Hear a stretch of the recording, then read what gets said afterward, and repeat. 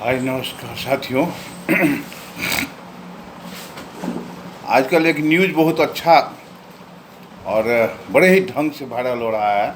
उसके ऑथेंटिकेशन के बारे में तो मुझे नहीं पता कि ये वास्तव में न्यूज़ कहाँ से आया है और कैसे आया है, क्या है, सत्य है या असत्य है। क्योंकि मुझे कोई ऐसा नहीं दिखाई पड़ रहा है कि कोई ऑथेंटिक चैनल या कोई ऑथेंटिक न्यूज़पेपर दिया हो। गूगल पर दिखाई पड़ रहा है। यह गूगल का न्यूज़ नहीं है, यह किसी का न्यूज़ है। नहीं तो गूगल का न्यूज़ असत्य नहीं होता है। फिर भी अगर हम इसे सत्य मान लेते हैं तो ठीक है। इसमें एक विषय है कि सहारा और सेबी की बैठक अतिशीघ्र होने वाली है। शायद 28 अगस्त 2022 को ही हो जाए या एक आध दिन इधर उधर हो सकता है और समस्त जमाकर्ताओं का भुगतान हो जाएगा।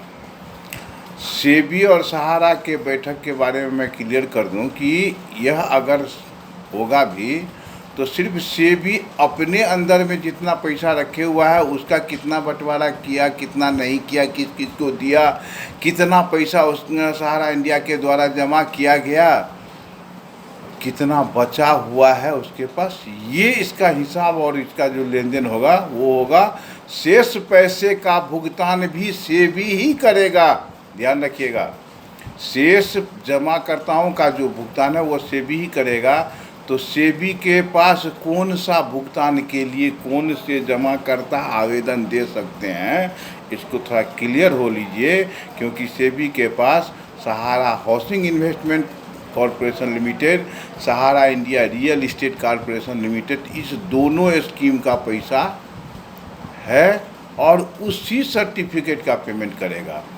हो सकता है कि वर्तमान परिदृश्य में अगर इस बात को थोड़ा अधिक हाईलाइट करके अगर माननीय प्रधानमंत्री हो या वित्त मंत्री हो निर्मला सीतारमण जी या इन लोगों के अथक प्रयास से अगर कुछ ऐसा हुआ होगा कि नहीं भाई क्यू शॉप में जो जो स्कीम ट्रांसफ़र होके आया है रियल इस्टेट और हाउसिंग बॉन्ड का, उसका भी भुगतान अगर कर दिया जाए, जिसकी संभावना बिल्कुल ही नगण्य है। क्यू शॉप को वो छुएगा भी नहीं क्योंकि वह दूसरी कंपनी हो गई है सहारियन।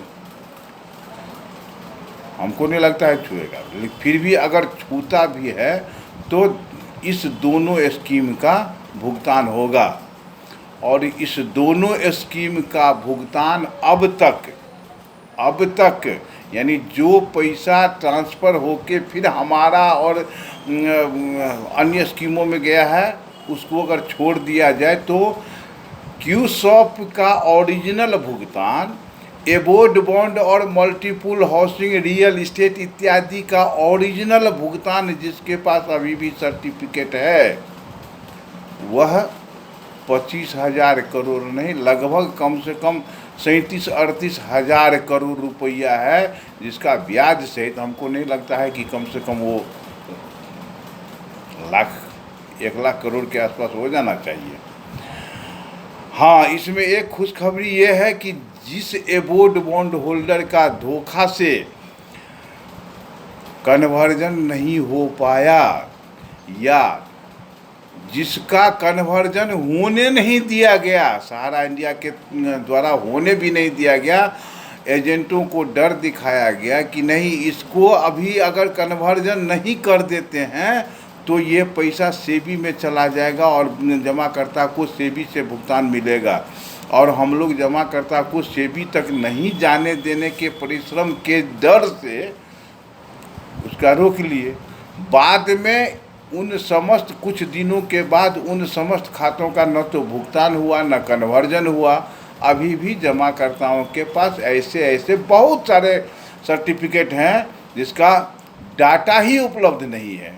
न तो सेबी के पास होगा गारंटी है, न सहारा इंडिया अपना रखे हुआ है कहीं अलग। ऐसा नहीं है कि सहारा इंडिया के पास इसका डाटा उपलब्ध नहीं है, वह कहीं अलग रखा हुआ है, जिसके कारण ब्रांच पर उसका न तो कोई डाटा दिखाता है और न ही पेमेंट होता है। परिणाम स्वरूप यदि हम लोग इस बात से खुश हो रहे हो कि अब तो सहारा का भुगतान होना तय है, तो भाई मेरे निश्चिंत हो लें, हमारा credit cooperative society limited, Sahara India credit cooperative society limited, ये दोनों कंपनी सीआरसी के अंतर्गत आता है, जिसको सेबी छू भी नहीं सकता है। हाँ, हम अपनी पीठ हम अपने थपथपाएं कि अब क्या है, अब तो मार लिए बाजी, कुछ नहीं हुआ है। उसके बाद जो बचता है वो बिटकॉइन वाला, हेल्थुरियम, ये सब तो खैर बाद की बात है। लेकिन सेबी और सहारा का जो मिलन होने जा रहा है, भगवान करे कि वो भी हो जाए, ताकि पुराने खाताधारियों का कलंक जो हम पर लगा हुआ है कि एजेंट अपने फ़ायदा के लिए कर लिया, केवल अपने ही फ़ायदा के लिए किया। तो दुनिया में सब तो अपने ही फ़ायदा के लिए करता है, लेकिन एजेंट अगर करता है अपने फ़ायदा के लिए तो वो बदनाम हो जाता है। बाकी वो अपने फ़ायदा के लिए जमा किया तब नहीं बदनाम हुआ, लेकिन एजेंट अगर 2% कमीशन के लिए, जमाकर्ता का जान बचाने के लिए, हैरानी परिश्रम बचाने के लिए और अधिक ब्याज देने के लिए किया, तो एजेंट अपने लिए किया। जबकि सत्य बात यह है कि कंपनी ने हम लोगों को करने ही नहीं दिया, ट्रांसफ़र न करने दिया, न भुगतान करने दिया। इससे सुगम होता कि आज इतना लफड़ा नहीं होता कि यदि सब पिछले समस्त खातों का भुगतान नगद हो गया रहता तो कंपनी का व्यवसाय भी बढ़ता, एजेंट निष्कलंकित भी होता और आज यह दुर्दिन नहीं देखना पड़ता। फिर भी अगर दुर्दिन देखना पड़ रहा है तो हम लोगों को ईश्वर शक्ति दे। इस बीच की 2 घटनाएं घटी है। सीतामढ़ी के एक एजेंट ऐसे थे, सोचते सोचते जिनका हुआ तो हार्ट अटैक, लेकिन वो एजेंट थे। तो आजकल तो किस एजेंट का हार्ट बीट बढ़ जाएगा भगवान जाने, और कब क्या हो जाएगा ये भगवान जाने। और एक एजेंट आत्महत्या कर लिए। इन दोनों एजेंटों के नाम पर हम लोग थोड़ा भगवान से शांति की कामना करें, और शेष जितने भी अब इस दुनिया में नहीं रहे हैं उन समस्त एजेंटों के लिए हम लोग ये कामना करें कि भगवान उन्हें सद्गति दे, स्वर्ग दे, उन्हें पुनर्जन्म से मुक्ति मिल जाए।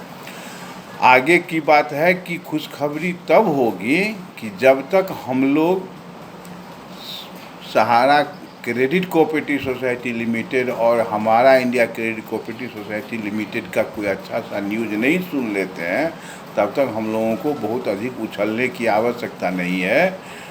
बहुत बहुत धन्यवाद।